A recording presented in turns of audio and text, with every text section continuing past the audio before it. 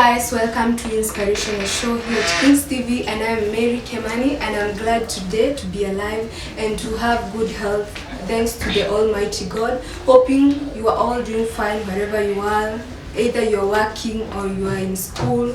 I hope you're doing fine. So today, without further ado, I'll just go direct to what we're going to discuss about. Today we have someone in the house, a guest, and we have been here for some, there is a time we were together here doing another show about friends, and he is back and he's going to tell us more about, he was once an employee, and he's going to take us through that journey. I'm going to ask him some few questions, and stay tuned. Remember to follow us on our social media platforms: Facebook Kings TV, YouTube Kings Fraternity, and also in TikTok Kings TV 13.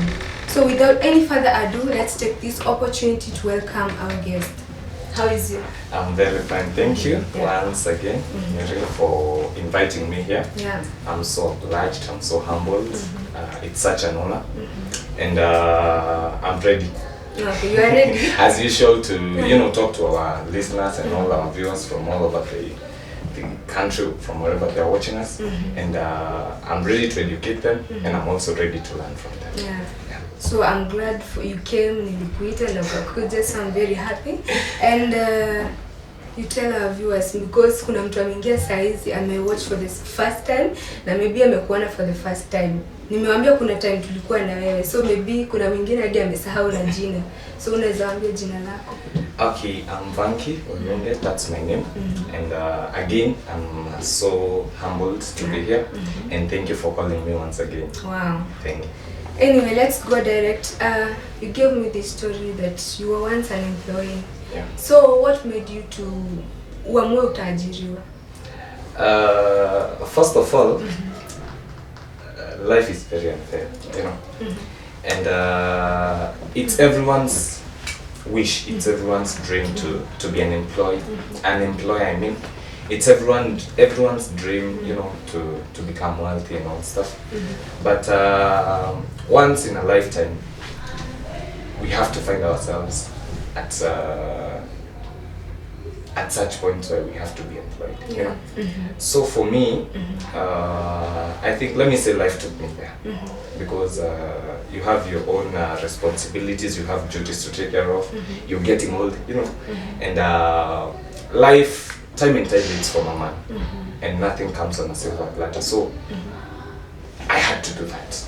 Life took me there. So that's how I found myself, and also it was also what I studied in school. I worked in the same field, and that was what led me to, So what was that job? Okay, I was working as a tours and travel company, as a tours and travel planner, or in a tours and travel operations company. So can you explain to someone out there, maybe amesikia hiyo jina ni ngumu, so you can explain what that is? Okay, in general, what tours and travel consultancy and planning is all about. Like, for example, you want to go for a vacation, you and your family, So what you'll do, you need a good tours and travel company and a lot of good consultation in order for that trip or for that vacation to become a success. So the first thing that you do, you will first of all look for a good company that will, of course, help you plan your whole thing, and it will come up with an itinerary that will help you, in arranging all that. So what I did myself, when you get to my company, like, I'm the person who will arrange everything. I'm the person who will plan everything that consolidates and that makes that journey become a success. That was what I did. Okay, and while working there, was only some challenges. Did you have those challenges? Yeah, challenges are there. Challenges never lack. As I'd say, life is so unfair. And of course, challenges were there. A lot of them were there. And challenges are always there. Could you just tell us one of them? Challenges are many, even though I'll just mention just a few. The first challenge that one experiences is that sometimes you find yourself working late night. Sometimes you find yourself you've already put the funds there, you've already done everything possible. Then maybe, you know, brokers are everywhere. Even in this field, brokers are still there. So you find you've planned everything, the itinerary is just set, and maybe a client never shows up the day when that's supposed to happen. So sometimes you find yourself you're working overtime with no payment. Yeah, those are some of the challenges that I experienced when working there. And talking about, you know, challenges, what was your process of turning that bad day? Because your time kuna challenges, unapitia challenges, unasemanga this is my bad day.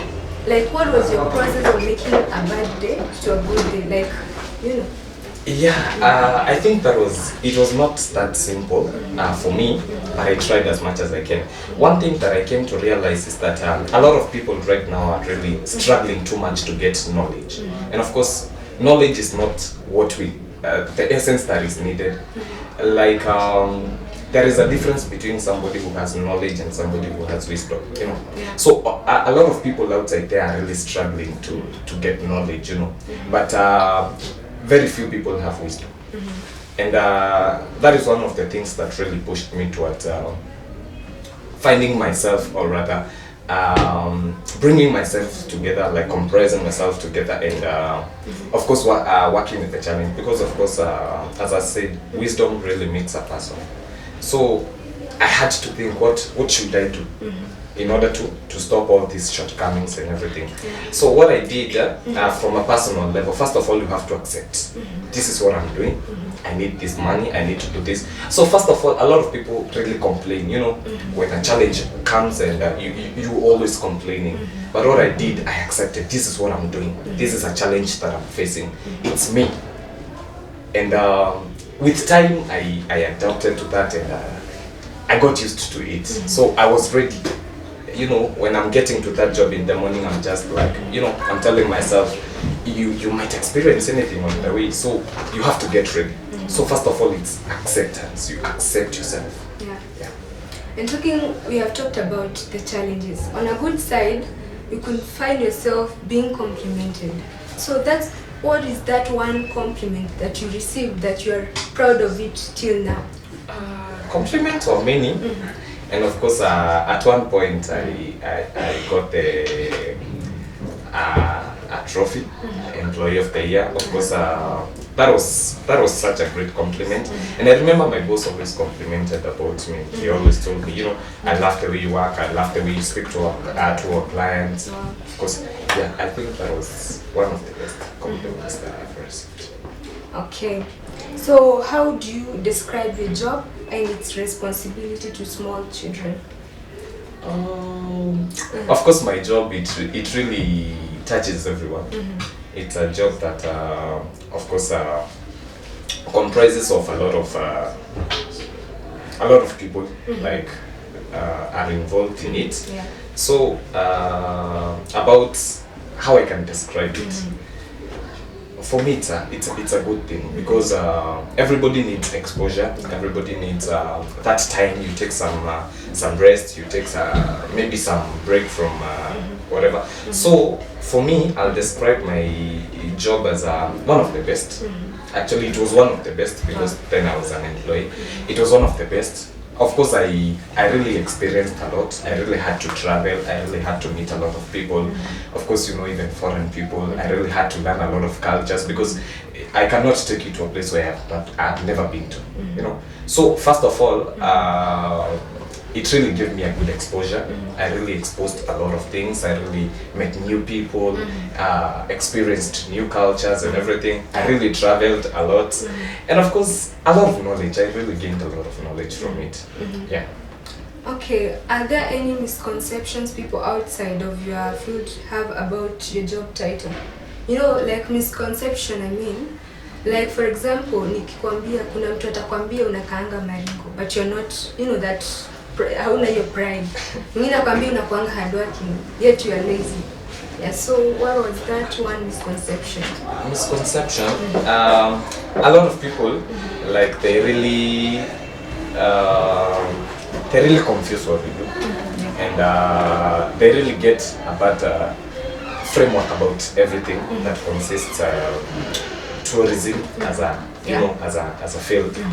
And of course, a lot of people think that tourism is all about about me. First of all, let me say, because I was working not in the field but in the office.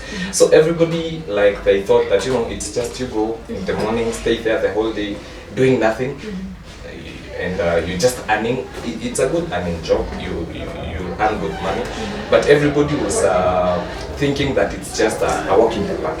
You just get into that office, you're rolling on your seat from morning to evening, you're doing nothing. But of course, nobody knows whatever you go through, like behind the scenes. Nobody knows what happens behind the scenes. So a lot of people really confused that. Then the other thing, sometimes you have to become professional.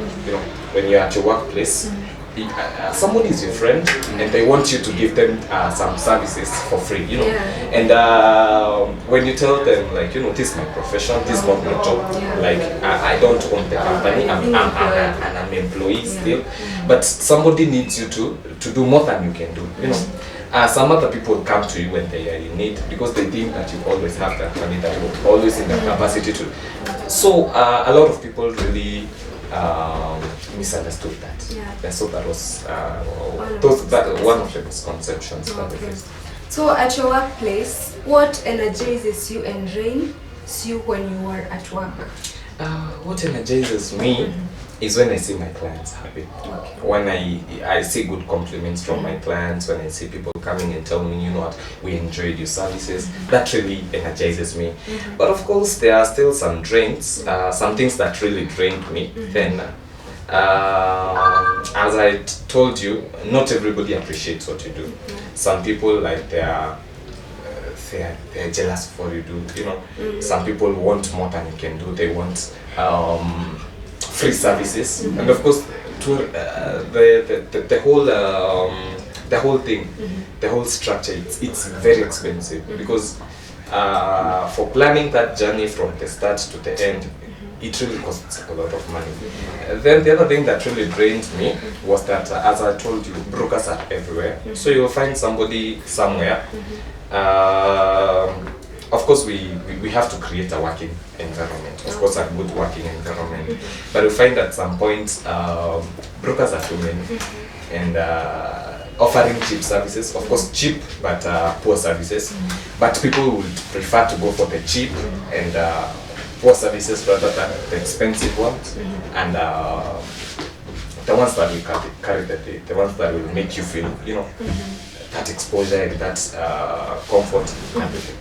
Okay, and talking about, someone anataka free services, have you ever found yourself in a situation where your family want free services?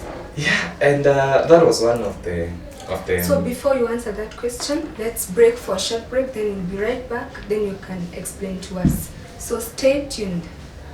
Petans Technical College is a technical college that trains hands-on skills in courses such as hotel and catering, making you an expert in 4-star and 5-star hotels, automotive engineering, where we train with modern vehicles. We offer training in electrical installation and plumbing, as well as CCTV camera installation. Travel the world through our certified assistant caregiver course. Enroll with us today on our Facebook page or visit us at Kiambu, Petans Plaza, and in all our branches. Call us today on 0707 490 390. So welcome back, and remember, Petans Technical College is there for you, and inapatikana in various branches. We have Githurai, I think 45. We have Kiambu, the main campus. We have Lemuru. We have Thika. They're everywhere. So if you visit one of their branches, utahudumiwa. And there are some of the courses. We have mass communication, we have cosmetology and other courses. So go and peleka mtoi wako hapo ama your sibling. So let's go back to our question. So I asked you earlier before on our first session. So talking about what wanataka free services. Have you ever found yourself in a situation where one of your family needs free services, and how did you deal with that situation? Of course, as I'd say, that happened, not even once, not twice. And of course, you know, they really want to promote you. They really want to do that with your company. But of course, one of the things that they are not understanding, and that is very hard for them to understand, mostly people from your family, is the fact that you're an employee. That's one fact that they don't really understand. So when they come there, they want you to give them a 50% discount. And what they are forgetting is that this is not my company. You know, I'm also an employee there. So even in as much as I'm trying to give them some discounts at some places, but they were really insisting on too much. They were asking for too much. So what I did, I had to refer them to another company, of course, and they had to make a comparison between the two companies. That was what they were just like, oh my god, we never knew it's that much expensive. Then I told them, you know what we'll do, we'll take you as a company, but in your own expense. We will just, you know, locate the best places for your vacation and everything, but under your own expenses. Then you'll make a comparison between our services, that the services that I was offering, and when you do that on your own. So when they made that comparison, they were just like, oh my god, I think we really made a big mistake, and I think that's something that I'm not expecting to repeat itself in the future. Okay. Yeah. So this is the fun one. So in a scale of 1 to 10, how fulfilled were you in that, you know, when you were being employed? At first, I was not fulfilled because I was saying this was it was really draining me. It was really tiresome, you know, working till late at night. Sometimes getting up too early. Sometimes you have to do something extra in order to be seen, because it's a competitive field. You have to compete, and but by the time I was coming to an end, like by the time it was all concluding, like I really felt good. I was really proud of what I did. The 10 years that I was employed, I was really proud. In a span of 1 to 10, I think I would say 9, because of course we don't lack some challenges. Okay. Yeah. There's someone asking, anaitwa Shiku kutoka Thika pia, anauliza, share the best piece of advice anyone has ever given to you when you are being employed, because we have a lot of people employed, na kuna kitu aliambiangwa na ikamfanya hadi, you know, avumilie, you know, to the point that, you know, at the end. I think I'll share two. One of them I shared with you earlier on in the first session. I said that a lot of people are really striving too much to get knowledge, but nobody wants wisdom. You know? Okay.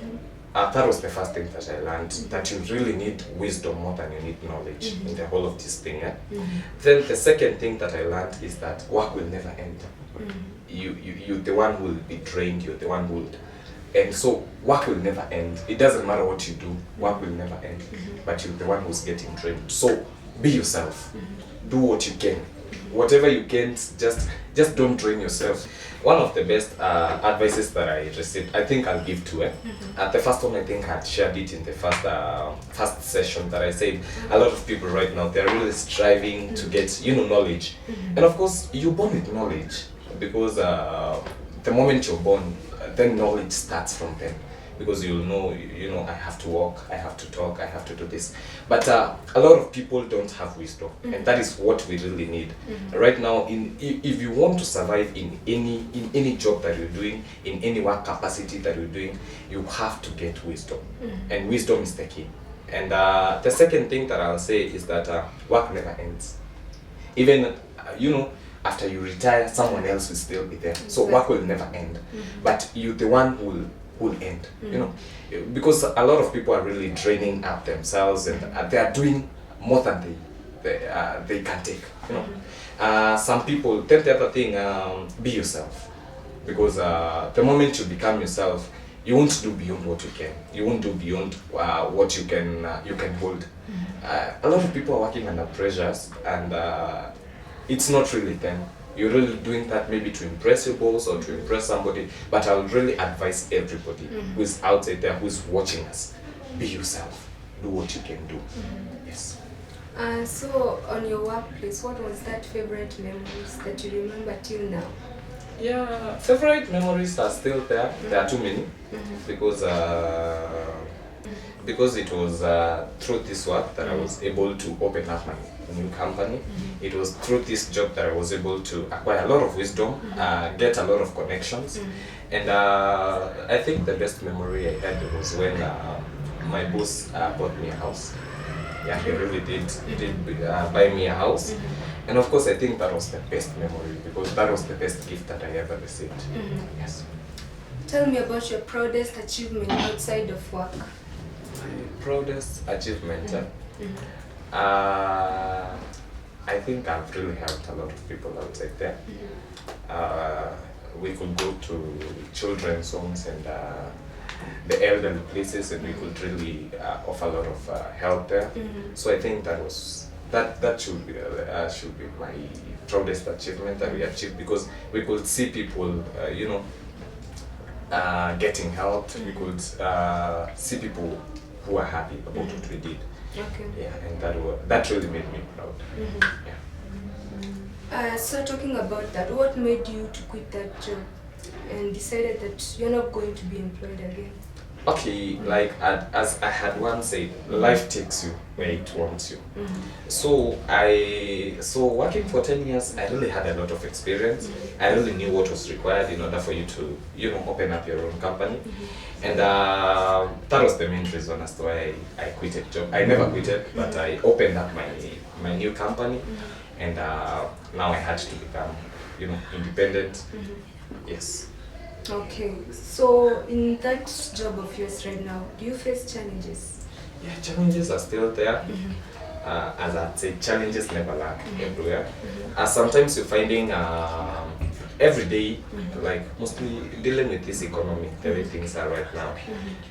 Things are very hard, and of course, people are not understanding that.